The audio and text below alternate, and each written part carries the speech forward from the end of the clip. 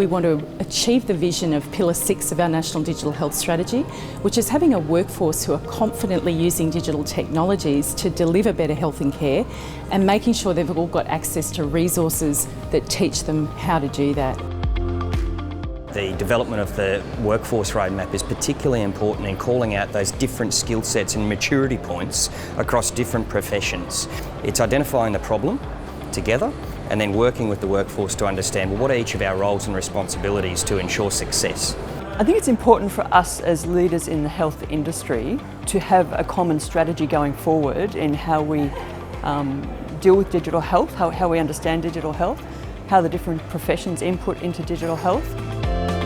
This is about how we can develop those skills in the current workforce, but then also how we can use the workforce that's out there outside of health to improve healthcare, and how we can train the future workforce. We need to actually work with the colleges, work with the universities to make sure that those skills are there and that the graduates are prepared and are able to actually upskill, because you're going to need to upskill on an ongoing basis. So we need to make sure that the tools that we are designing now and into the future are easy for the clinician to use, so they fit inside a workflow. So we're starting to reimagine the way we deliver care. The digital workflows and the data are combining to give us new and innovative ways to look after our patients and improve the quality, safety and efficiency of the care we give. Our role is to support those people at the coalface. People need to feel comfortable recording that data. They need to be comfortable accessing digital data. It's what delivers good care to patients.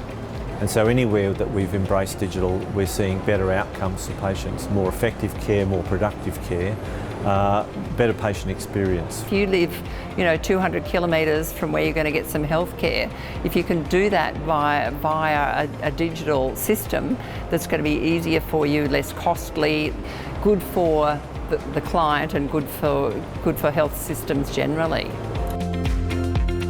Key piece for real skills is actually not about the technology at all, but actually how you change your model of care. So how do you change the way you practice?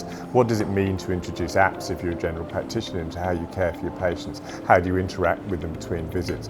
How do you really support your patient to manage their own disease, to be able to operate in a new environment with new models of care that are very patient-centred? Health services need to support that by providing learning environments where people can grow and change and adapt their work practices to best use the technologies available to them. We need to think around working across the whole of government, thinking about personalised care, population health, what can we do to improve the whole health and wellbeing? And you can only do that with data. And you can only do that by supporting the clinicians get the right data in, but also people skilled enough to know how to read insights out of that data and manage communities and the individual patient. We've been speaking to industry, we've been speaking to researchers and academics, we've been speaking to lots of clinicians and importantly also consumers, trying to understand what some of those challenges are. As we embark upon new technology like artificial intelligence, and we start embarking upon different ways of delivering care through virtual networks, this creates a whole new landscape of professional opportunities for different professions to start embedding their contribution in the delivery of care.